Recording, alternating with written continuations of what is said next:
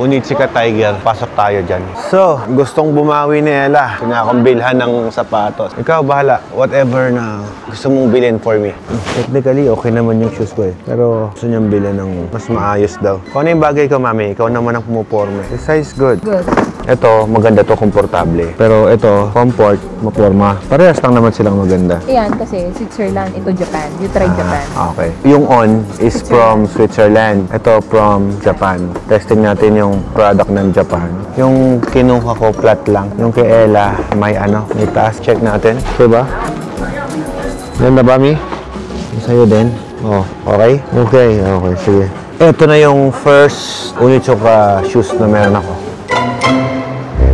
Alauna pa lang ng hapon, guys. Kabili na kami ng sapatos. So, subukan natin kung okay yung sapatos na to.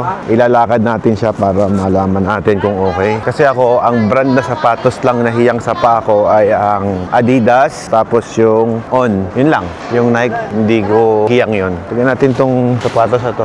Mukhang okay naman. Hopefully tumagal tayo. Pag tumagal, ito na yung brand ko.